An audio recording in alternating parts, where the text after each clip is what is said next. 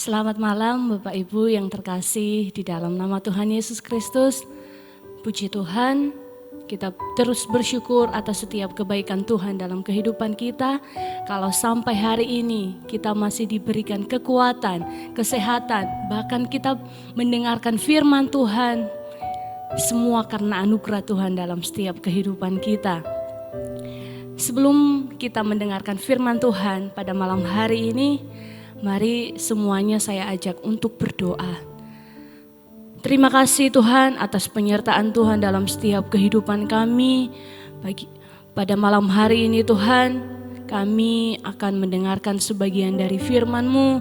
Tuhan tolong setiap umat-umat Tuhan yang mendengarkan firman ini Tuhan, supaya firman yang kami bawakan pada malam hari ini boleh menjadi kekuatan dalam setiap kehidupan kami. Terima kasih Tuhan, pimpin kami Roh Kudus untuk boleh menyampaikannya sesuai dengan apa yang Tuhan kehendaki. Terima kasih Tuhan, terima kasih. Inilah doa dan permohonan kami, di dalam nama Tuhan Yesus kami berdoa dan mengucap syukur. Haleluya, amin. Terpuji nama Tuhan. Bapak Ibu yang terkasih di dalam nama Tuhan Yesus Kristus, sudah 1 minggu lebih ya kita mendengarkan firman Tuhan tentang Roh Kudus, karya Roh Kudus dalam setiap kehidupan kita, peran penting Roh Kudus dalam setiap kehidupan kita. Pada malam hari ini saya akan menyampaikan beberapa hal bahwa Roh Kudus itu adalah segalanya dalam setiap kehidupan orang percaya. Kenapa saya katakan Roh Kudus segalanya bagi kehidupan orang percaya? Roh Kudus itu kita kenal sebagai pribadi Allah. Pribadi Allah dalam setiap kehidupan orang percaya. Sehingga saya katakan Roh Kudus itu adalah segalanya. Nah, ada 2 hal yang saya sampaikan bahwa Roh Kudus itu adalah segalanya bagi kehidupan orang percaya. Kita akan bacakan di dalam Kisah Para Rasul 8 ayat yang ke-9 sampai ayatnya yang ke-24. Saya akan bacakan dengan cepat. Seorang yang bernama Simon telah sejak dahulu melakukan sihir di kota itu dan menakjubkan rakyat Samaria, serta berlagak seolah-olah ia seorang yang sangat penting. Semua orang besar kecil mengikuti dia dan berkata, orang ini adalah kuasa Allah yang terkenal sebagai kuasa besar. Dan mereka mengikutinya karena sudah lama ia menakjubkan mereka oleh perbuatan sihirnya. Tetapi sekarang mereka percaya kepada Filipus yang memberitakan Injil tentang kerajaan Allah dan tentang nama Yesus Kristus. Dan mereka memberi diri mereka dibaptis, baik laki-laki maupun perempuan. Simon sendiri juga menjadi percaya, dan sesudah dibaptis ia senantiasa bersama-sama dengan Filipus dan takjub ketika ia melihat tanda-tanda dan mujizat-mujizat besar yang terjadi. Ketika rasul-rasul di Yerusalem mendengar bahwa tanah Samaria telah menerima firman Allah, mereka mengutus Petrus dan Yohanes ke situ. Setibanya di situ, kedua rasul itu berdoa supaya orang-orang Samaria itu beroleh Roh Kudus. Sebab Roh Kudus belum turun di atas seorang pun di antara mereka, karena mereka hanya dibaptis dalam nama Tuhan Yesus. Kemudian keduanya menumpangkan tangan di atas mereka, lalu mereka menerima Roh Kudus. Ketika Simon melihat bahwa pemberian Roh Kudus terjadi oleh karena rasul-rasul itu menumpangkan tangannya, ia menawarkan uang kepada mereka serta berkata, berikanlah juga kepada aku kuasa itu, supaya jika aku menumpangkan tanganku di atas seseorang, ia boleh menerima Roh Kudus. Tetapi Petrus berkata kepadanya, binasalah kiranya uangmu itu bersama dengan engkau, karena engkau menyangka bahwa engkau dapat membeli karunia Allah dengan uang. Tidak ada bagian atau hakmu dalam perkara ini, sebab hatimu tidak lurus di hadapan Allah. Jadi bertobatlah dari kejahatanmu ini dan berdoalah kepada Tuhan supaya Ia mengampuni niat hatimu. Sebab kulihat bahwa hatimu telah menjadi empedu yang pahit dan terjerat dalam kejahatan. Ayat 24, jawab Simon, hendaklah kamu berdoa untuk aku kepada Tuhan, supaya kepadaku jangan kiranya terjadi segala apa yang telah kamu katakan itu. Ayat yang ke-25, setelah keduanya bersaksi dan memberitakan firman Tuhan, kembalilah mereka ke Yerusalem, dan dalam perjalanannya itu mereka memberitakan Injil dalam banyak kampung di Samaria. Puji nama Tuhan. Saya katakan Roh Kudus segalanya dalam kehidupan orang percaya. Ada dua hal yang saya sampaikan. Mengapa saya mengatakan bahwa Roh Kudus itu adalah segalanya bagi kehidupan orang percaya? Yang pertama, Roh Kudus mampu membuat orang percaya kepada Yesus Kristus. Kalau kita baca kembali di ayat yang ke-9 itu, Simon ini adalah seorang yang terkenal pada saat itu, seorang penyihir. Dan dikatakan di dalam Kisah Para Rasul 8 ayat 9 ini, dia berhasil membuat orang-orang Samaria ini terheran-heran dengan kuasa yang dia miliki di dunia ini.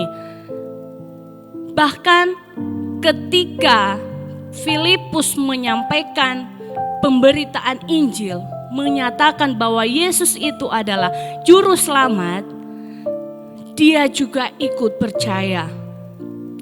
Saya katakan Roh Kudus yang membuat orang percaya kepada Yesus. Filipus dipakai oleh Tuhan memberitakan Injil untuk menyampaikan kebenaran Injil kepada orang-orang Samaria, termasuk didengar oleh Simon ini, dipakai oleh Roh Kudus, pekerjaan dari Roh Kudus. Untuk itu saya katakan Roh Kudus ini adalah segalanya, ya.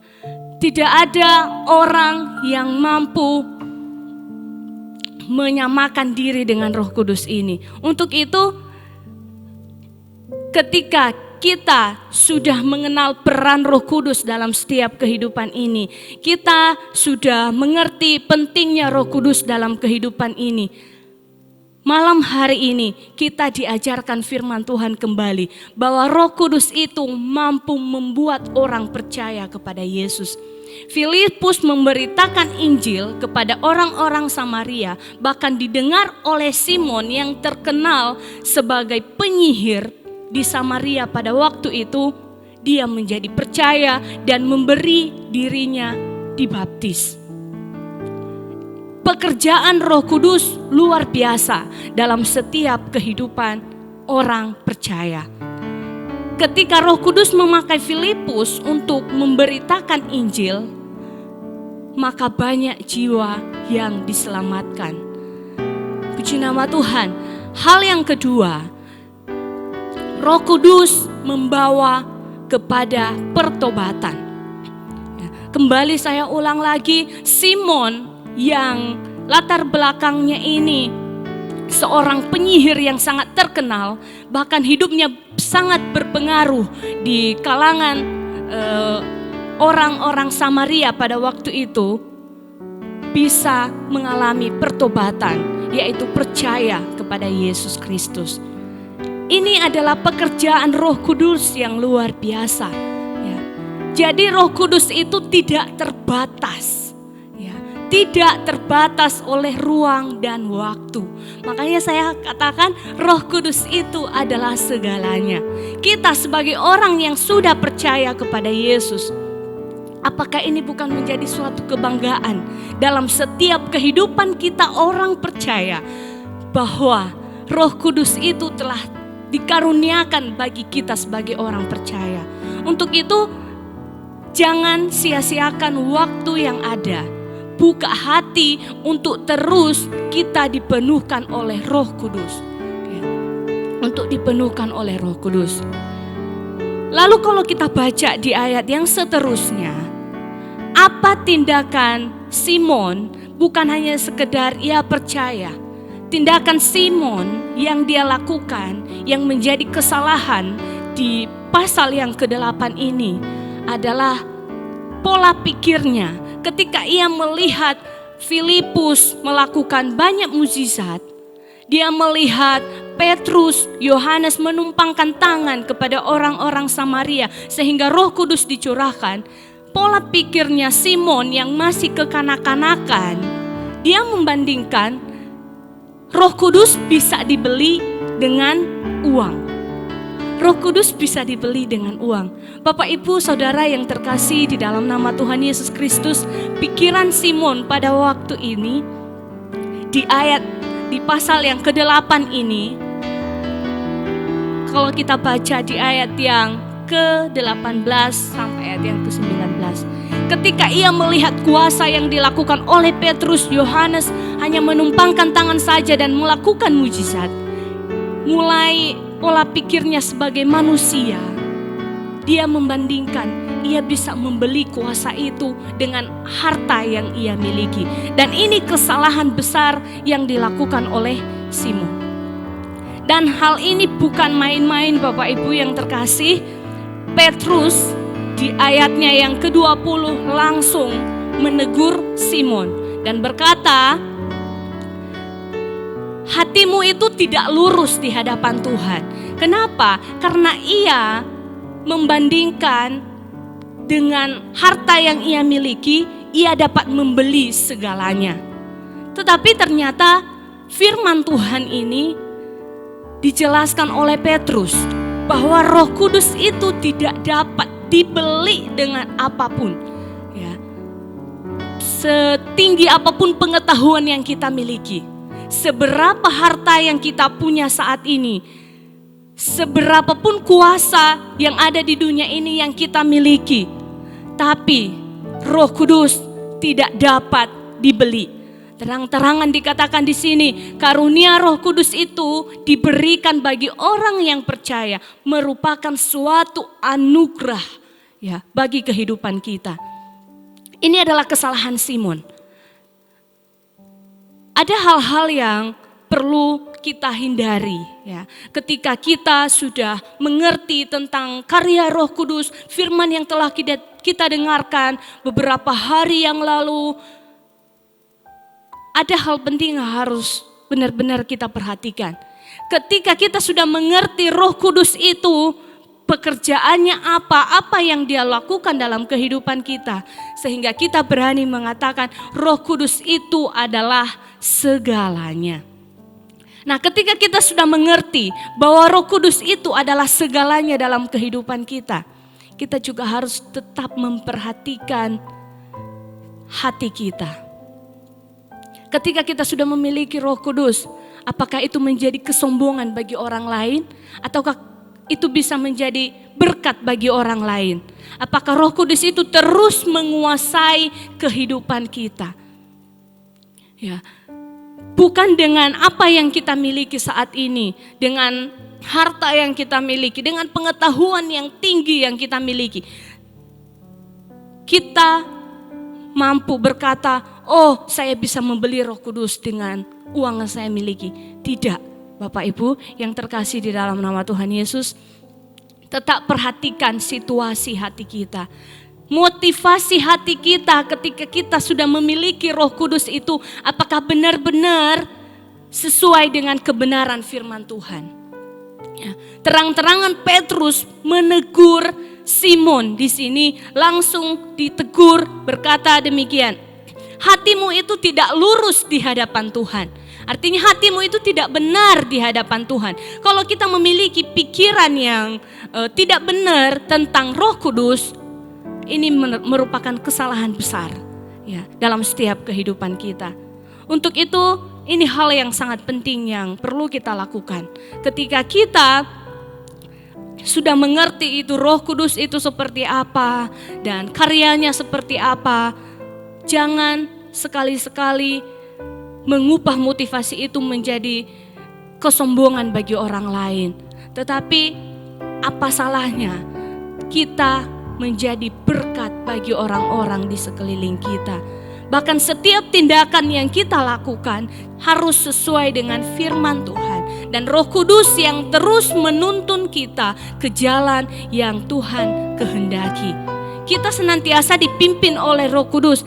Kita senantiasa ketika kita melakukan kesalahan, ketika kita melakukan suatu yang tidak sesuai dengan kehendak Tuhan, kita dituntun oleh Roh Kudus, kita diingatkan oleh Roh Kudus. Ya, bagi setiap kita orang yang sudah percaya. Untuk itu harus benar-benar melihat motivasi hati kita. Biar terus Roh Kudus itu bekerja dalam setiap kehidupan kita. Kita lihat seterusnya di ayat yang ke-22. Ketika Simon dan Petrus sudah menegur Simon, dan di ayat yang ke-22, jadi bertobatlah dari kejahatanmu ini dan berdoalah kepada Tuhan supaya Ia mengampuni niat hatimu itu. Saya katakan ini menjadi perenungan dalam setiap kehidupan kita. Ketika kita sudah melihat dan memperhatikan motivasi hati kita untuk mendapatkan Roh Kudus, karunia yang diberikan dengan luar biasa ini oleh Tuhan Yesus Kristus, mari kembali renungkan dan berdoalah kepada Tuhan. Ya. Tuhan, apakah setiap yang saya lakukan ini sudah sesuai dengan kehendak Tuhan? Dan ini teguran yang disampaikan oleh Petrus kepada Simon ini adalah dia katakan, kalau hati kita tidak benar tentang Roh Kudus, maka hati kita benar-benar jahat di mata Tuhan. Kalau dari ayat-ayat sebelumnya Simon sudah percaya. Tetapi karena dia punya pola pikir yang tidak sesuai dengan Roh Kudus, ia membeli Roh Kudus dengan uangnya, itu merupakan kesalahan besar. Makanya saya katakan ketika kita sudah mengerti akan Roh Kudus, lihat kembali, renungkan kembali motivasi kita ketika kita sudah memiliki Roh Kudus itu, bahkan melihat karya Roh Kudus yang dilakukan oleh rasul-rasul di Kisah Para Rasul 8 ini, apakah itu bisa menjadi kemuliaan nama Tuhan atau tidak? Nah, untuk itu Bapak Ibu, saudara-saudari yang terkasih di dalam nama Tuhan Yesus, lalu seterusnya apa yang harus kita perhatikan lagi?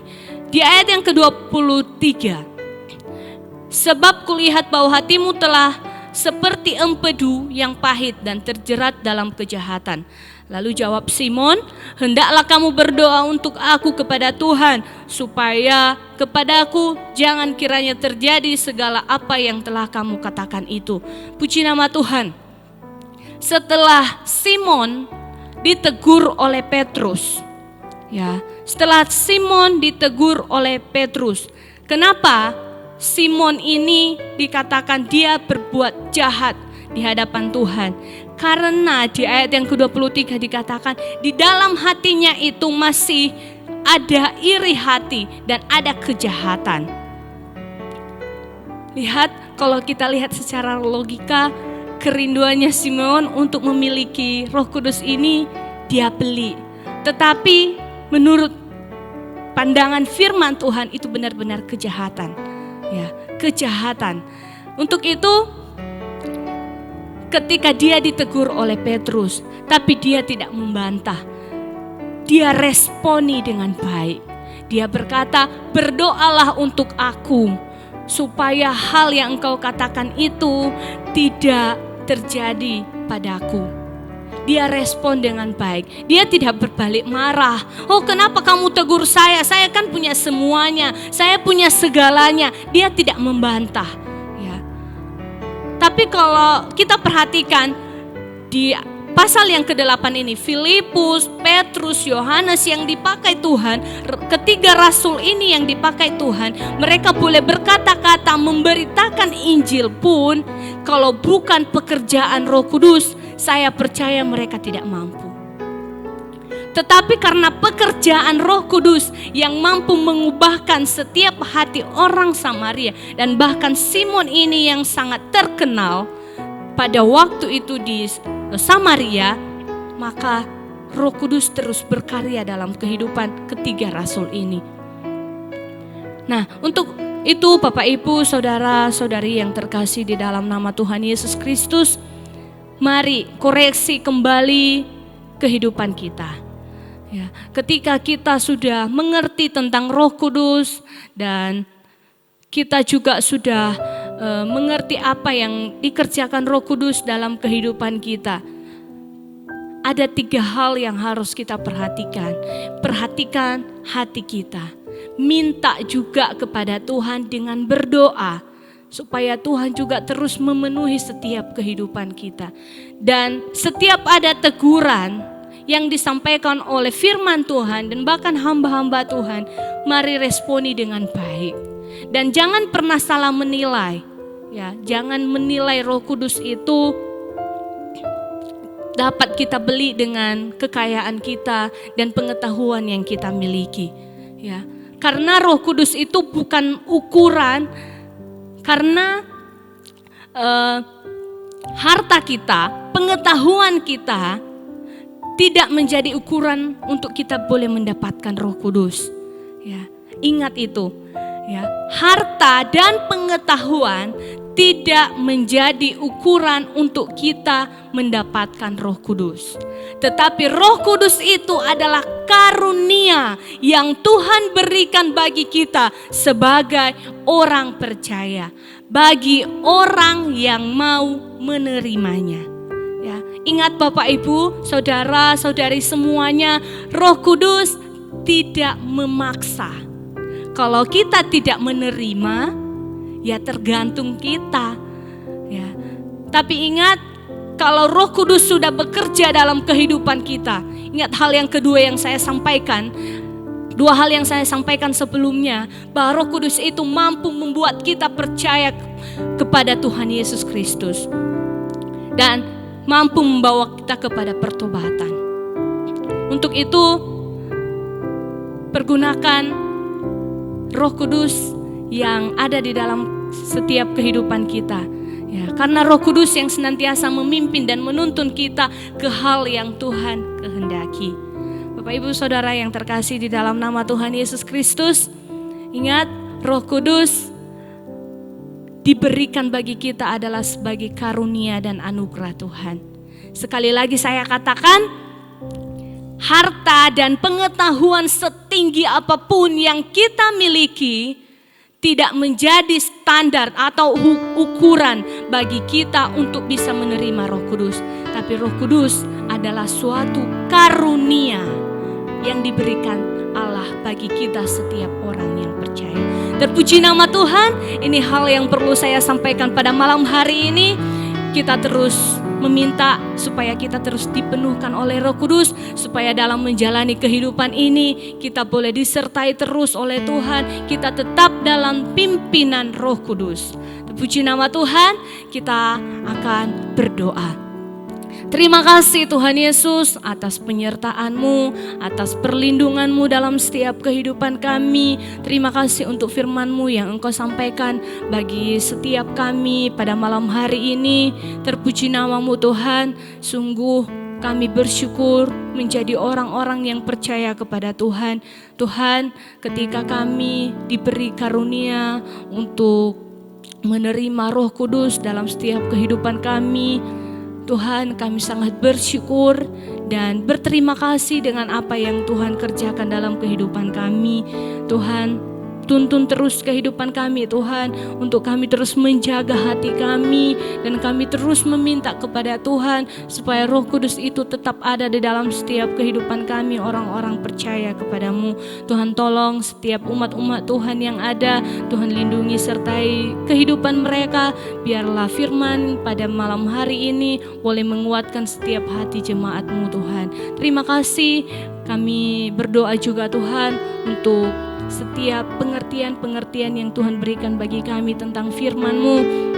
Tuhan, tolong pimpin kami, sertai terus kami Roh Kudus untuk terus berjalan sesuai dengan apa yang Tuhan kehendaki. Terpuji nama-Mu Tuhan, di dalam nama Tuhan Yesus kami berdoa dan mengucap syukur. Haleluya. Amin.